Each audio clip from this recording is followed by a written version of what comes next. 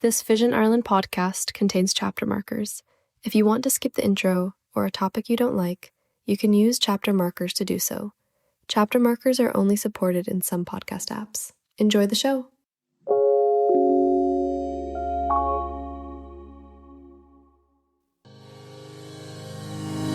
Welcome to Talking Technology with VI Labs. At VI Labs, we believe technology is the single greatest enabler for people with sight loss and all disabilities. If you're looking for the latest news and conversation on tech from a more accessible perspective, you've come to the right place. Yes, indeed, you have. Hello, gang. Welcome in to Talking Technology, episode number 93. Yes, we're at 93 on a Friday. Another Friday extra episode. We've just stopped calling these extra at this point because, when you do so many extra episodes, it's hardly worth calling them extra because they stop becoming extra. But there you go. Welcome into Talking Technology, episode 93, where today we have one topic and one topic alone to address, and that is the elephant in the room.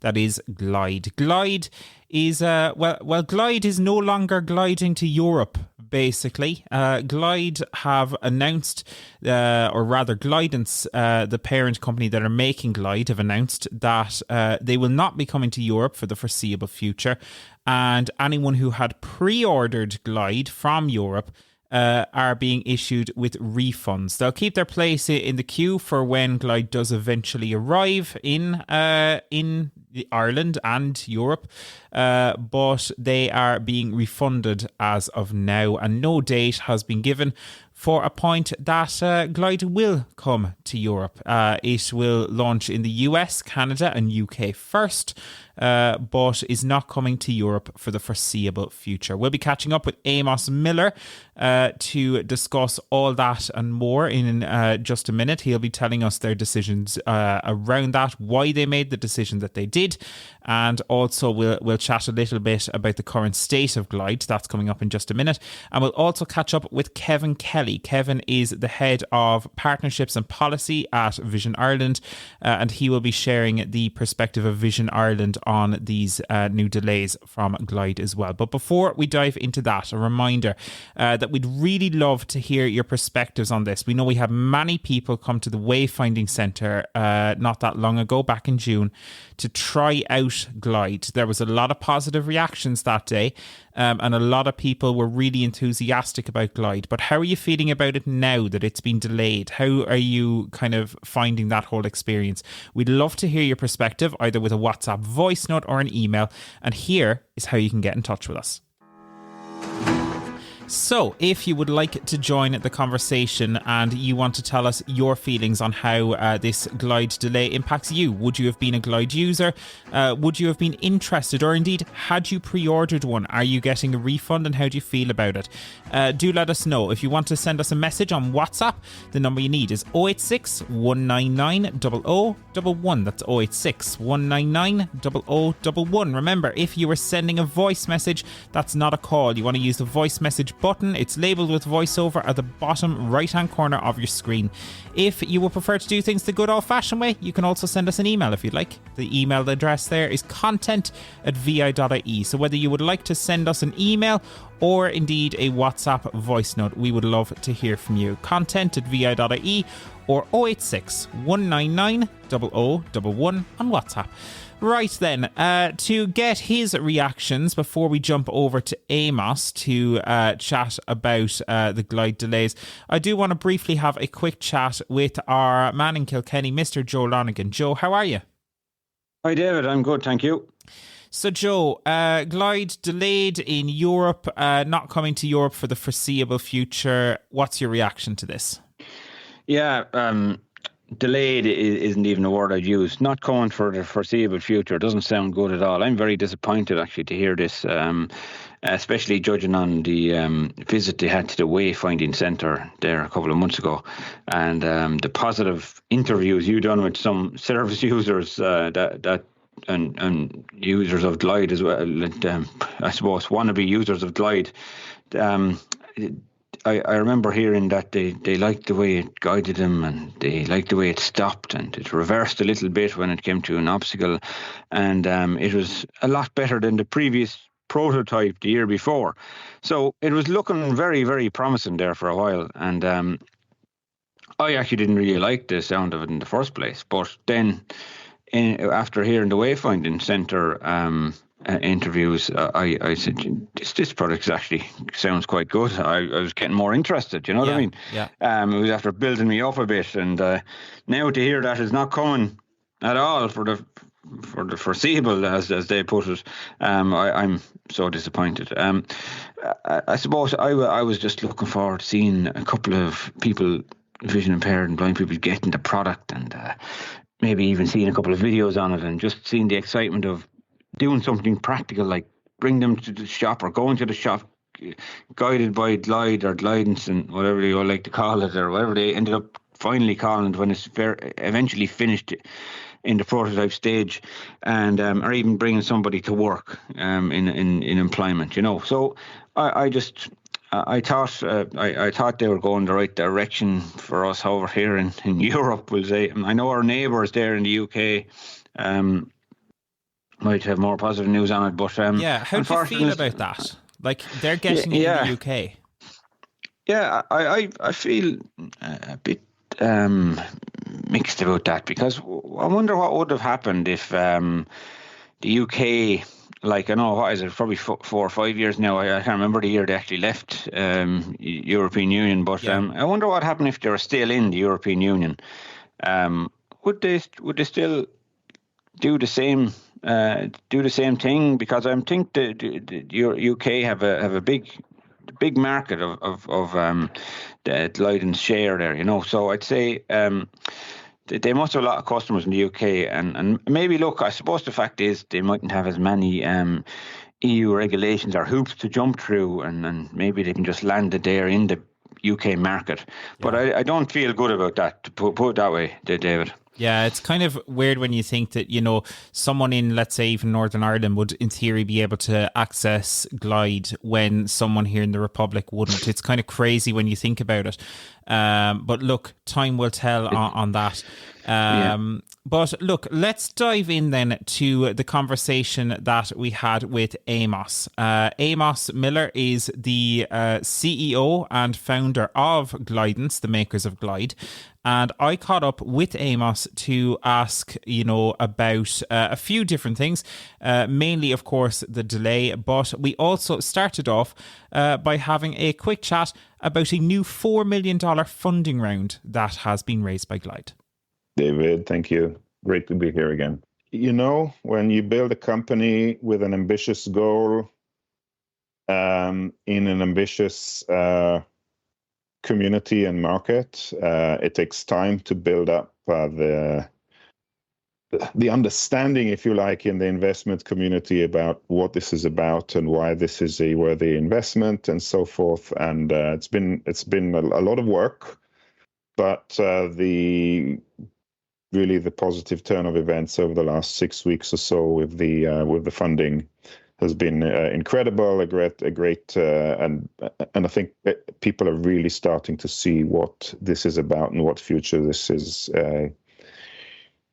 leads into when we talk about a future in which most blind people can be out and about, a future of personal robots at a part of our day-to-day life. I think it's an exciting future, and that funding is in recognition of that. Super stuff. So how will that funding kind of, you know, how will that help Glide move forward? And, you know, who's involved? Can you say who's involved right now?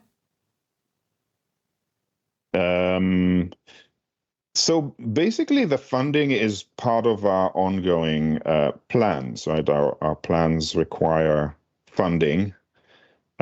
This round of funding has really been geared in order to take us through the next phase of the development, finishing the hardware design based on the new design with the chassis and getting that into manufacturing. Fleshing out the software team to finish the features that are going to be required for launch, and really continuing to drive. I mean, this funding will also be supporting purchasing and initial inventory and everything. So it's critical for our accomplishment of the goals, that the milestones that we've got ahead of ourselves, and with the goal of launching Glide in the first half of 2026, which is really what we're working to. Yeah. Some big names in the funding round. We have folks from OpenAI, folks from SpaceX who've invested with us. Some incredible, actually, a number of AI impact funds and universities that are part of this round, and just a great group of people who are seeing what we're doing, seeing where this could lead, and really an exciting group of people funding the project. Super stuff. So I suppose we need to be open about, I suppose, what prompted this conversation in some ways, and we will touch on, I suppose, the current state of play with Glide and where Glide is at in just a bit.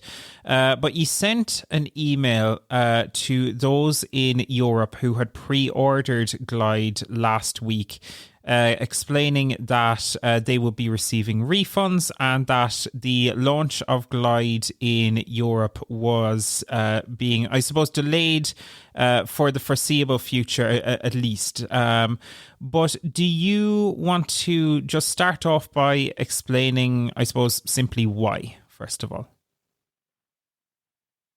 Yeah, thank you, David, and thank you for the opportunity to, thank you for bringing me on here to discuss this. I know, first of all, I really do understand that this is frustrating for people.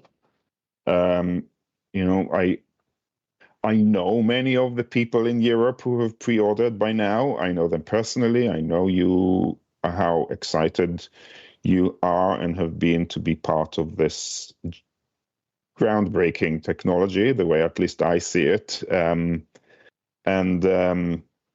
It's definitely disappointing and frustrating to hear that hold back, we won't be able to get to you just yet. So I just really do understand the reaction.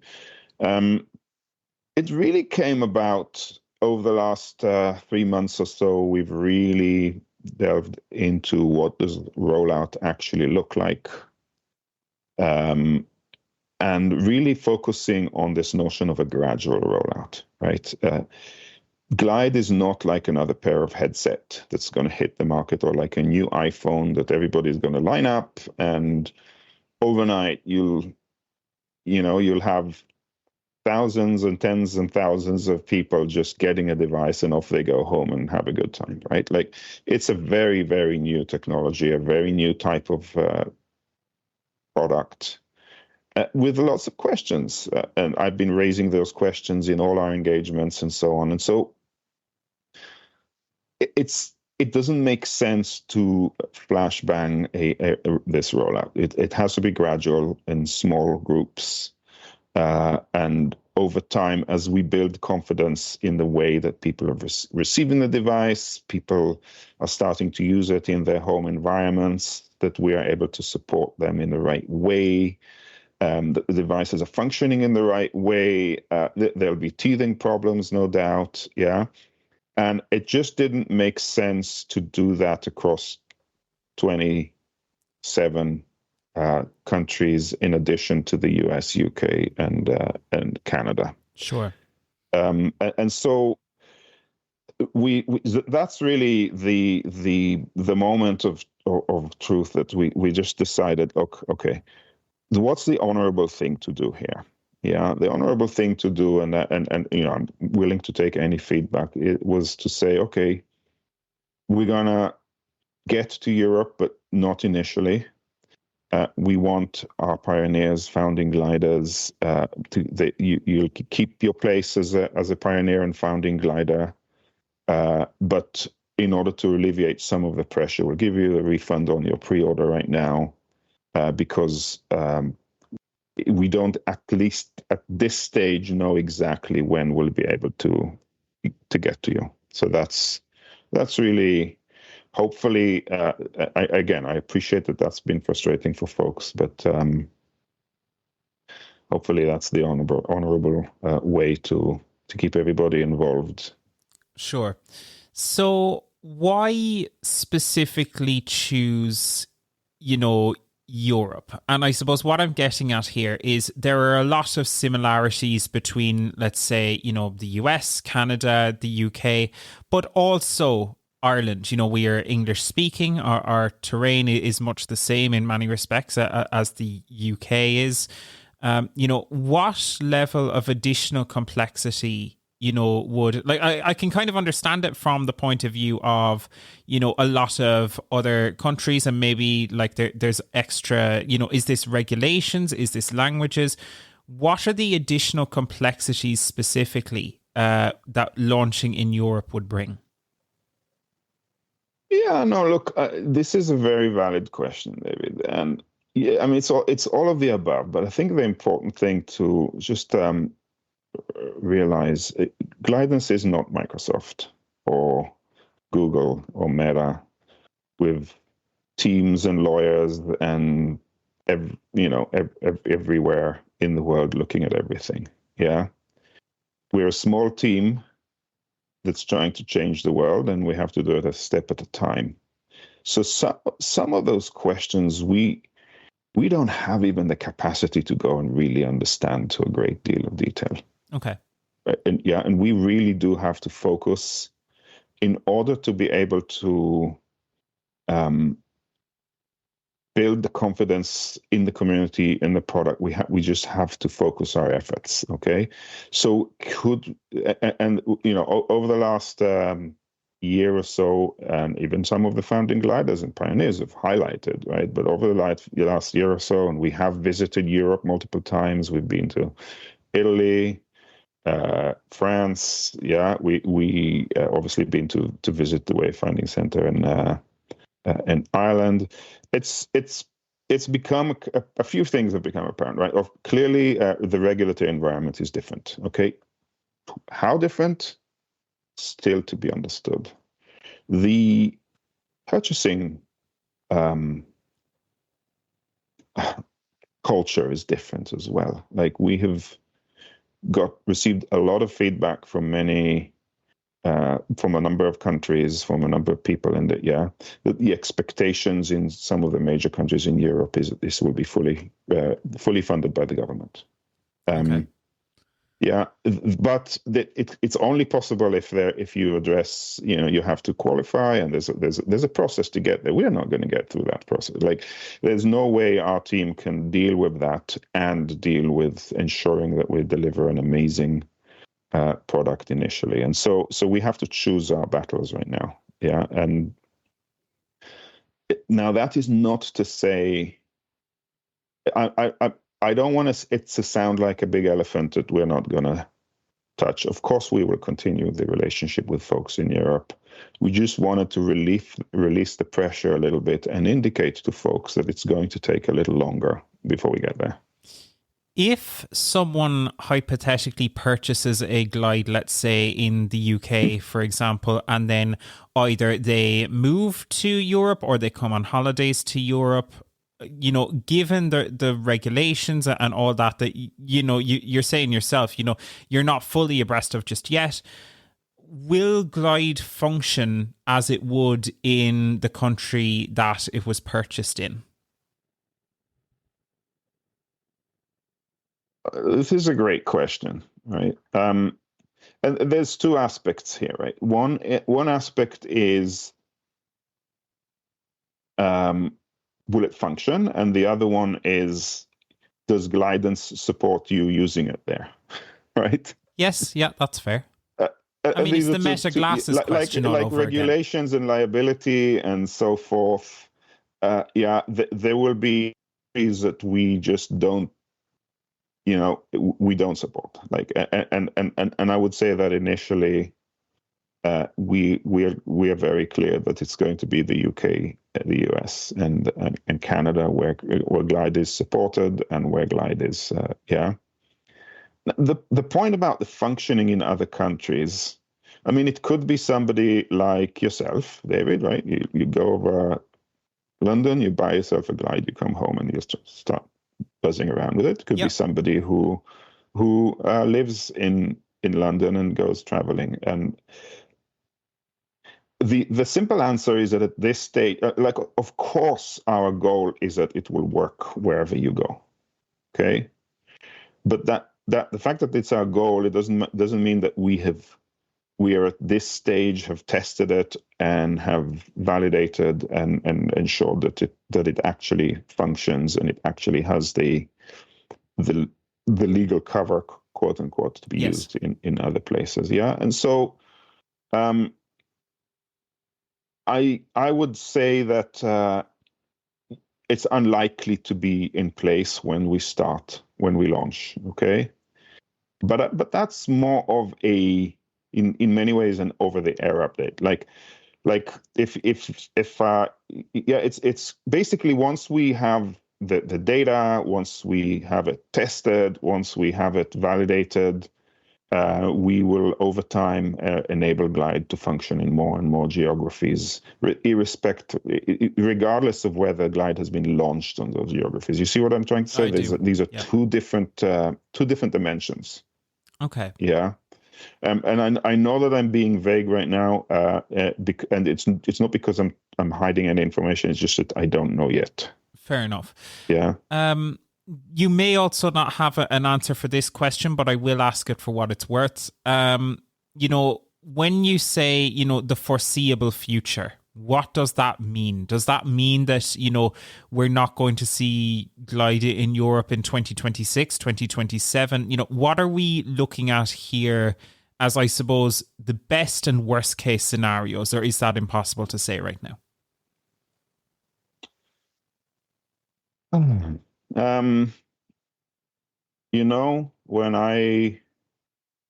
the years that I've been at Microsoft working on Soundscape, one of the topics that always gave me indigestion was the geographic rollout. And I always felt that because Microsoft was so conservative, we were never able to give anybody any kind of idea of what and when, in which countries, before we actually rolled out. And I was frustrated by that. I know how frustrated the community has been by that. And so I have no intention of repeating that style of communication with Glidance.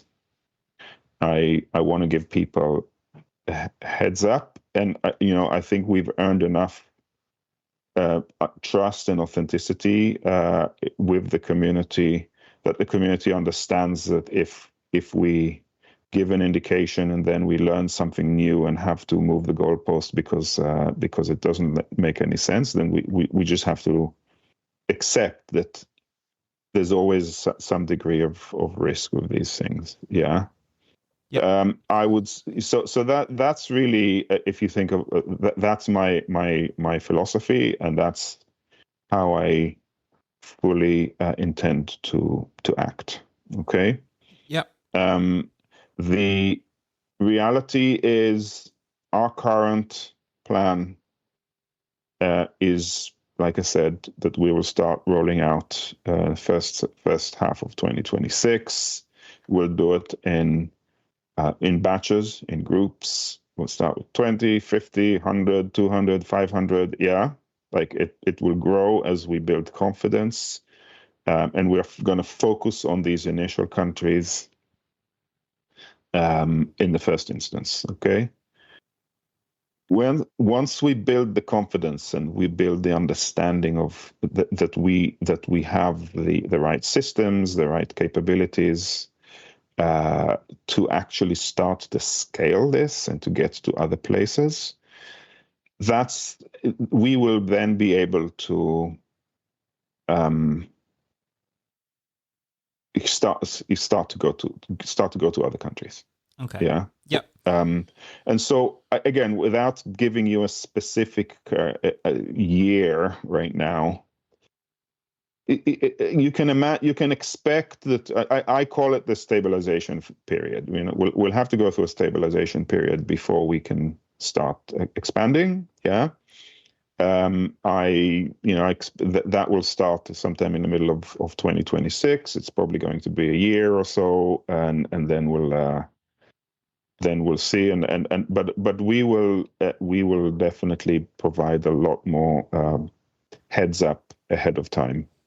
Okay, that's fair enough. As to how this is going, and like I said, my intention is to be as transparent as I can possibly be. And believe me, we had discussions internally about should we put out a date or a year or time frame.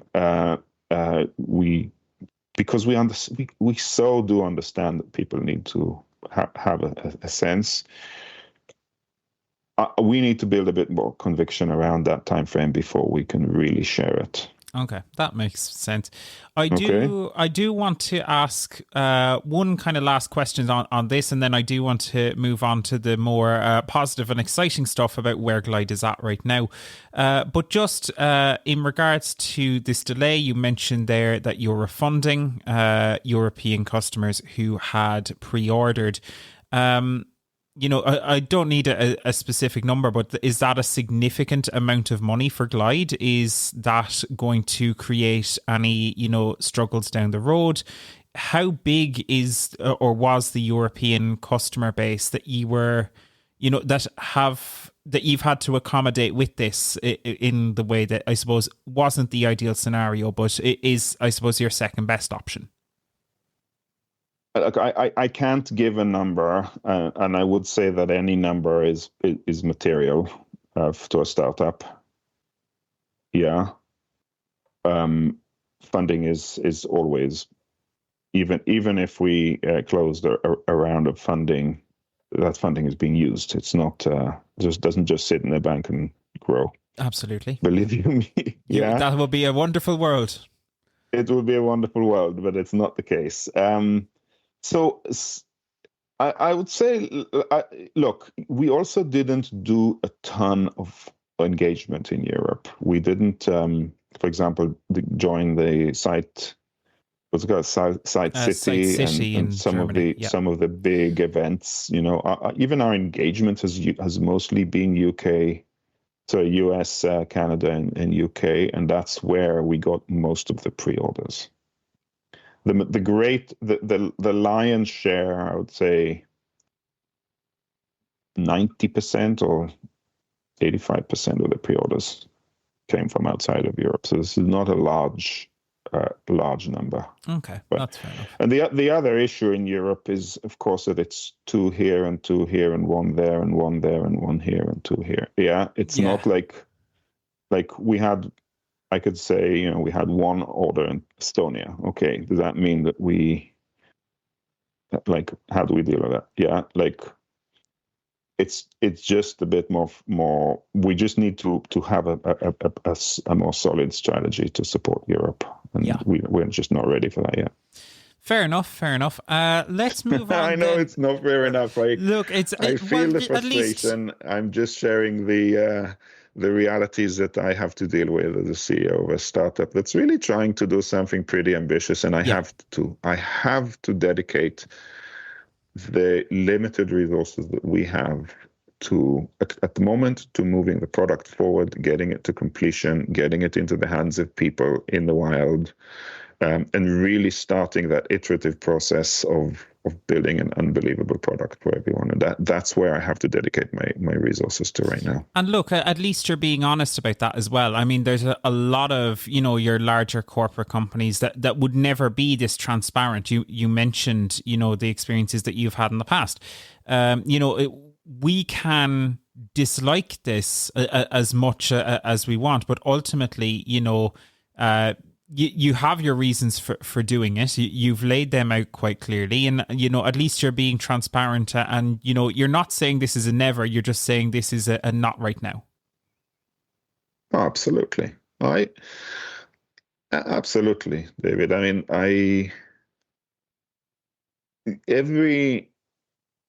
every time I go on in front of people in demo days, virtual demo days and sessions, I talk about this future of where I believe that we will see many more blind people out and about, and many will be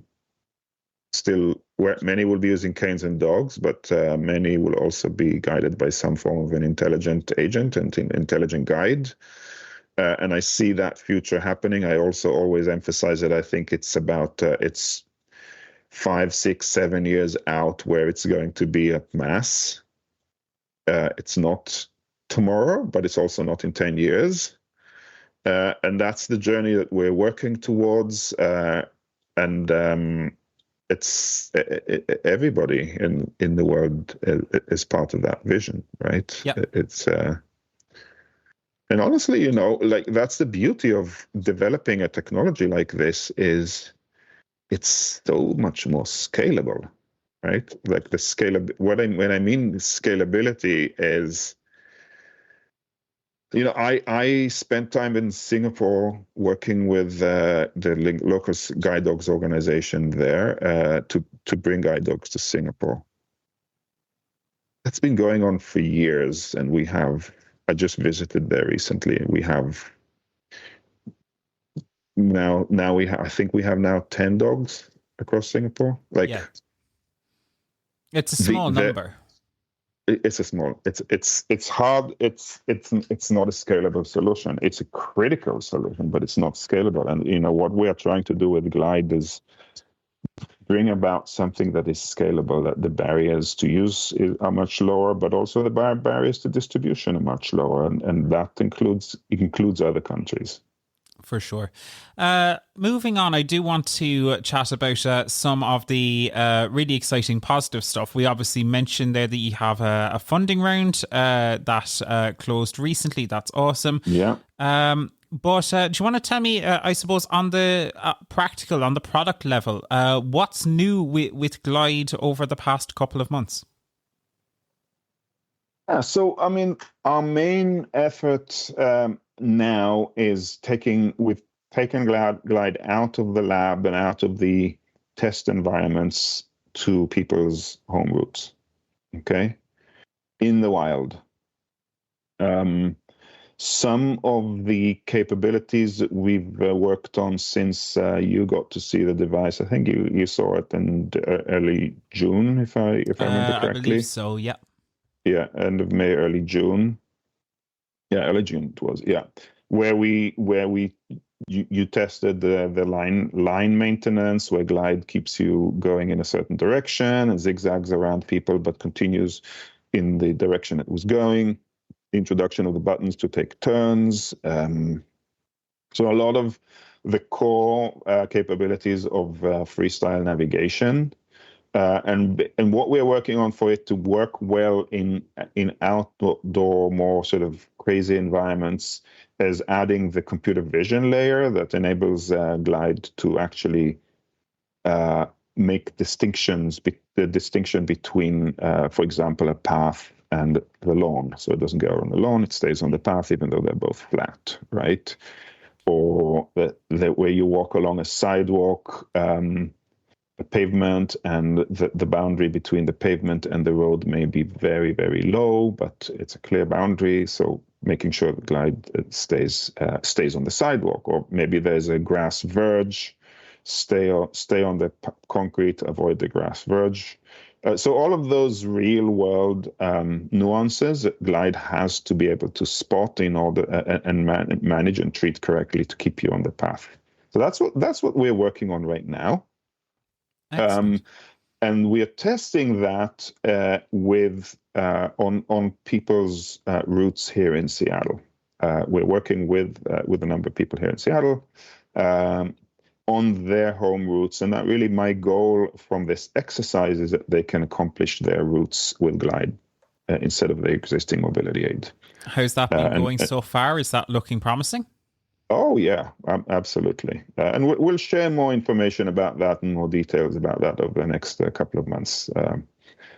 But that's really where our focus is right now. And in parallel to that, we are finalizing the physical design of the device, the mechanical, electrical, and everything, taking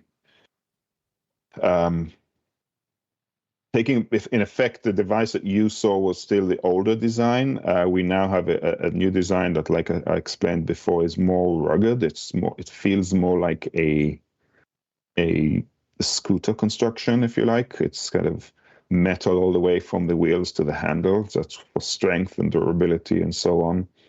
And that's going through final engineering, final design stages before it gets into manufacturing. So really, really, the combination of those two really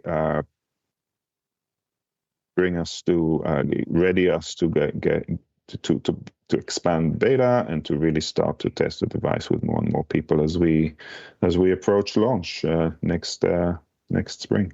So what needs to happen before, outside of that testing, which obviously you'll need to do for safety and so on and so forth, but what has to happen between now and launch, and is everything on track for that? Oh, a lot has to happen. Yeah, you're like, you have a to-do list that's quite long. We have an incredible team and a very diligent team across, like, working with the manufacturer to take all of our designs and all our engineering and build a manufacturing line that can produce these devices, right? And produce them to the quality and to the reliability. They will be going through all the environmental testing that they need to go through, the certification testing that they need to go through. So a lot has to happen on the physical side of the device.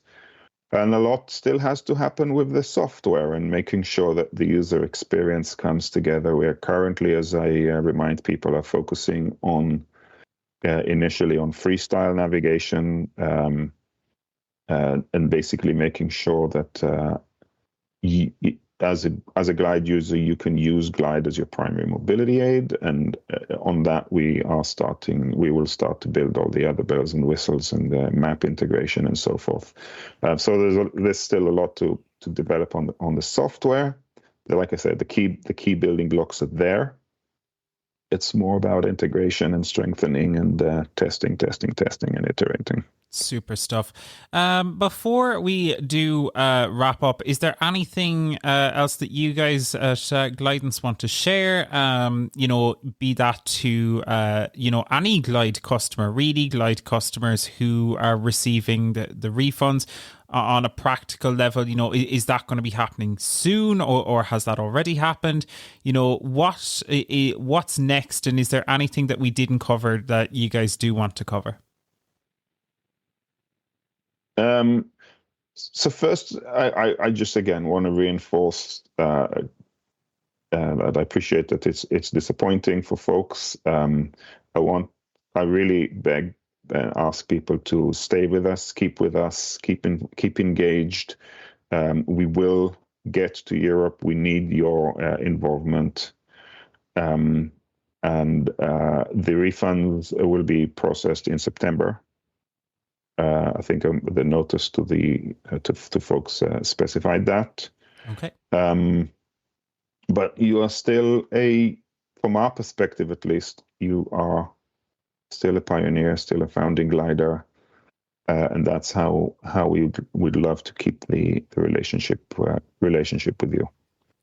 Super stuff. Amos, thank you so much. I know this was a very short notice conversation, but in fairness, you were more than open to it. So thank you so much for that. And best of luck with what is still, I think, a really exciting future. It is. Thank you, David. Thanks very much. And there you have it, that an interview with Amos Miller, the CEO and founder of Glidance. Not an easy time for them. It's an interesting one. I think you can hear there, I think Amos seems to get the reaction and why people in Europe are disappointed. And they are disappointed. One point that you mentioned there, Joe, and that you were reacting to, is that they didn't necessarily rule out a software lock almost on people who, let's say, would purchase a Glide maybe in the UK that could cause some problems for people, even if they brought a Glide over to Ireland. It does raise some questions, doesn't it? It does raise some questions. I personally wouldn't purchase one in the UK and then use it here in the Republic as your constant mobility device, because I imagine Glidance will be going on a subscription type of service, like every other, like everything these days. Yeah. Everything is a subscription. So I imagine Glidance, to keep their business model going, they will do the same to make They'll pull back on a couple of areas, and then they'll charge for the extra good bits, if you know what I mean. So if you're living here in Ireland, which is part of the EU, you're going to be asked to register under your name and address and all the rest of it, and I'm presuming there'll be some lockdowns on that. So I'd hold fire if there anyone was thinking of, we'll say, I won't call it breaking the law, but going over the border and getting a Glide device that way. I wouldn't do it, to be honest with you. I'd hold fire and wait. We'll see. Will Vision Ireland maybe fight our case and see, can we get it over here in the foreseeable future, as Glidance put it. Yeah. But look, and then maybe somewhere down the line, there might be a developer out there that will spot a niche in the market now that they're not coming to the EU, and they could make a better device than Glide. Who knows? They could, with all the influx of AI out there now and different cameras and LiDAR, there could be someone out there that has the foresight to see we need something like this, and there is a demand for a product like this. So we'll live in hope, David. Absolutely. It's interesting that whole idea of a Glide black market almost in the UK. Like, we can advise all we want, I think, against people, ordering a Glide from the UK. But we saw this when Glide came to the Wayfinding Centre. There were people that, I kid you not, were flying in from across Europe to check out Glide at the Wayfinding Centre. So I can almost guarantee that no matter what we say or what Glide say or what anyone says, people aren't going to listen. There are going to be people that are going to go to the UK and they are going to get Glide, and that's going to cause problems for Glidance. It's going to possibly cause questions for us in Vision Ireland, and we'll get to that in a second.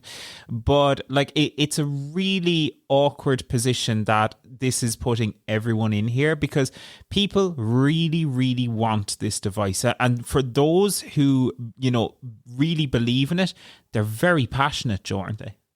Oh, they're very, very passionate on it, and look, I can see why. It's the marketing videos make it look really, really cool, and it looks like it works. I haven't had my hand on it. You have.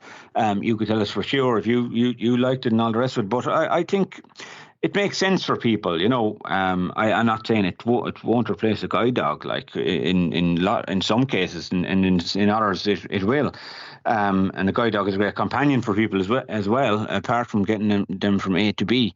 But this device would have done that for people as well in the long run. They hope. I know AI is definitely moving forward, but it also has its blockades and its issues. So I think that's why this device hasn't been released this September like they thought. They have a lot more hoops to jump through before they get there. And if they get released, there's no definite that they'll be released in 2026 either, David. So I'm not being negative on the company or anything like that, but if they're having trouble getting into the EU regulations, we'll see. We'll wait and see. And I do hope they are successful, and the 4 million, as you said, that they've raised will get them to the top of the mountain and eventually over here. But we'll just wait and see. Absolutely. Well, let's hear now from Kevin Kelly. Kevin is in charge of partnerships and policies here at Vision Ireland. He is also a guide dog user himself. And I suppose, look, let's just have a listen to Kevin's perspective. I think it's really interesting, having tried Glide and also, having that insight as to the regulations around this as well. It's a really interesting perspective. So let's dive in to Kevin's perspective and get the official response from Vision Ireland. So joining me now on Talking Technology, I am joined by our Head of Policy and Partnerships, Kevin Kelly. Kevin, how are things?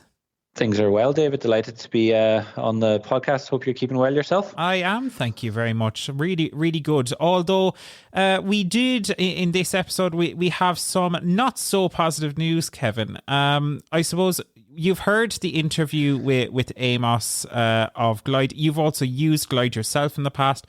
What's your reaction to this, and what's the kind of response generally from Vision Ireland?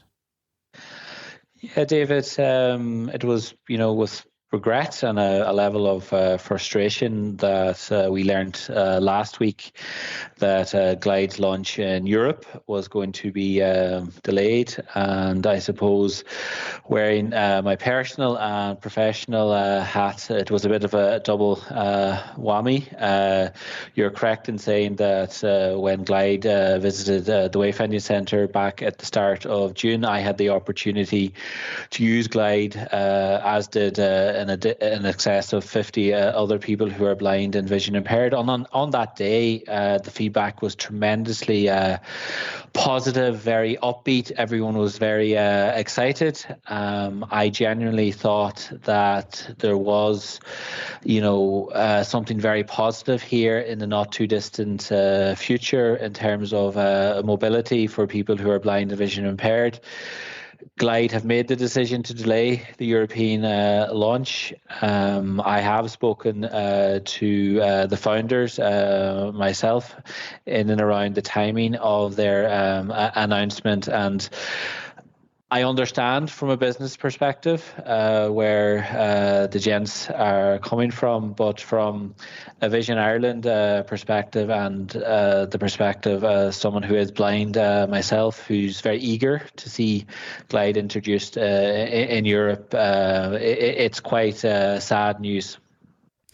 So they mentioned there things, like they touched on regulation, and even the fact that one thing that they didn't explicitly say, and Amos didn't explicitly say, but it was kind of hinted that even if someone, purchased a Glide in Britain, let's say, and they brought it over to Ireland, either on holiday or just, almost a Glide black market, if you call it that, that there would be a kind of question as to whether that was going to work in a fully featured fashion.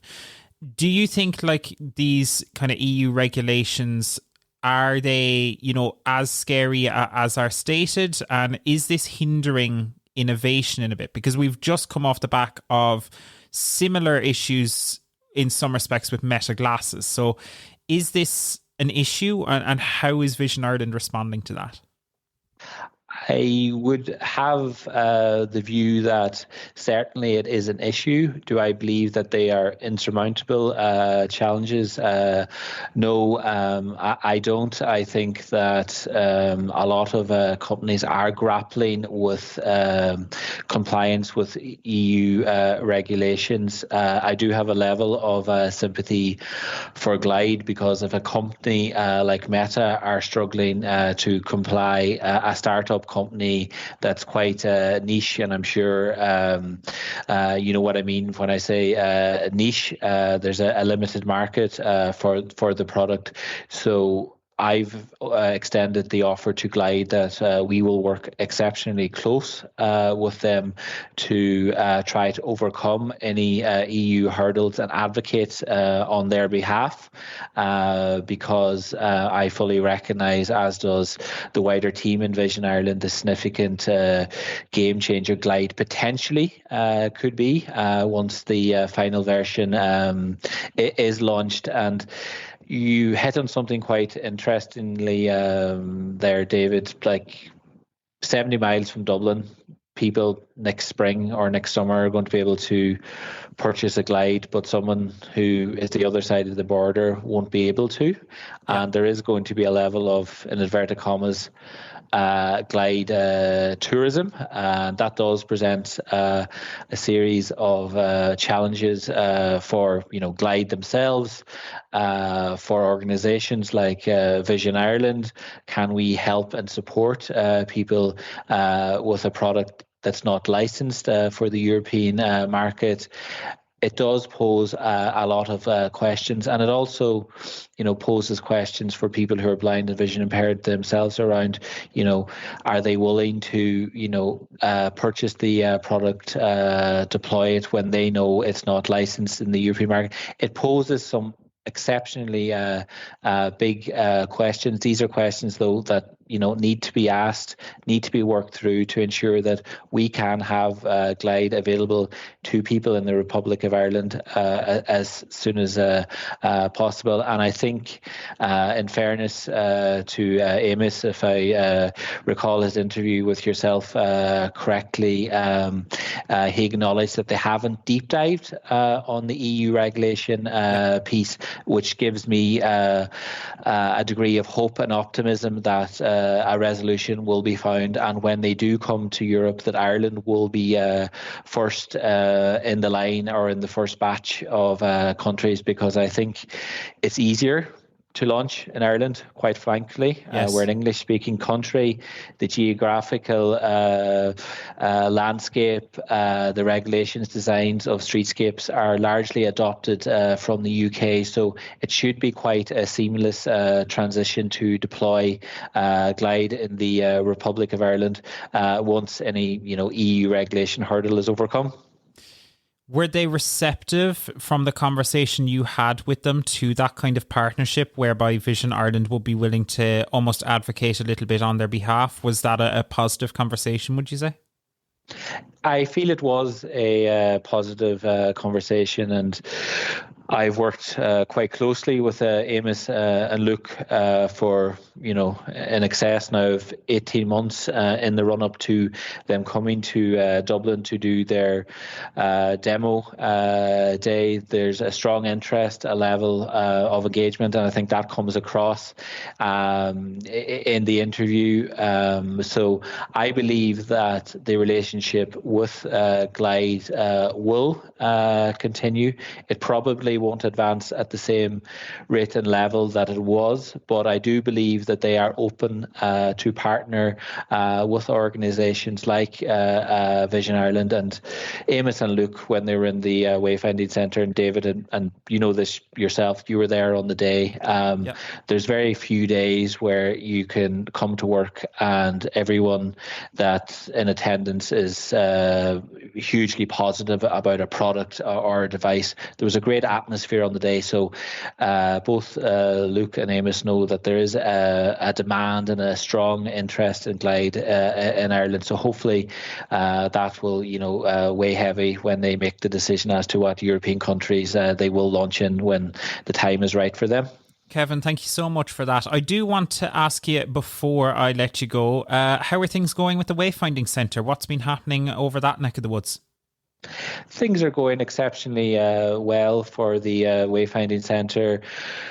We have been operational now since April 2024. Where does time go? During that time period, we've had over 4,700 people in through the doors of the Wayfinding Centre for a mixture of training, technical masterclasses, visits. There's a strong level of interest and engagement. We're delivering disability and equality and awareness training to Irish Rail and Lewis, with conversations with the other operators very much underway, and we are partnering with a number of local authorities to run consultation events and provide their staff with training around projects that relate to active travel, because some of those designs can, if not done correctly, have an adverse impact on people with disabilities. So things are going well at the Wayfinding Centre, and as always, I would encourage any of your listeners to visit the Wayfinding Centre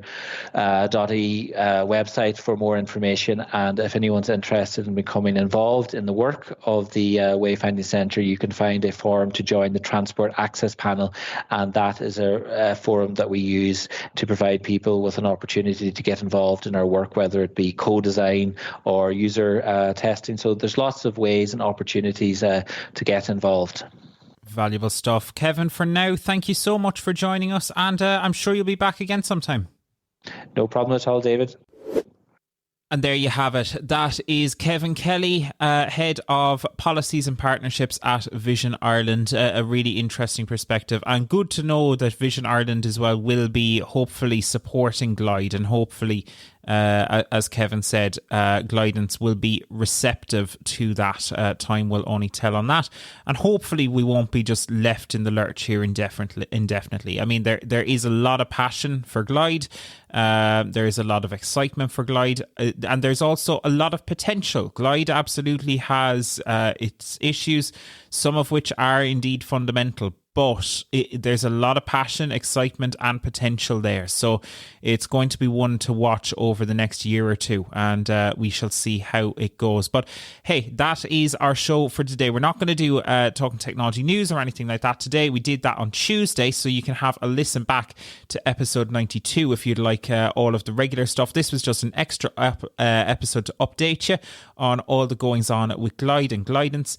But for now, that is our show. We'll be back in 2 weeks' time when we know there is going to be an Apple event on the 9th of September. That is official now.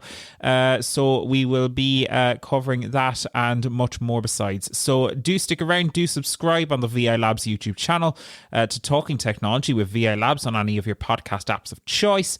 And we'll be back in 2 weeks' time for a brand new episode. But for now, thank you so much for listening. We'll see you soon, and hopefully at some stage in the future, we will be getting Glide in the EU. See you soon. Thanks for listening to the Talking Technology podcast with VI Labs. If you'd like to support our show, please visit vi.ie/donate.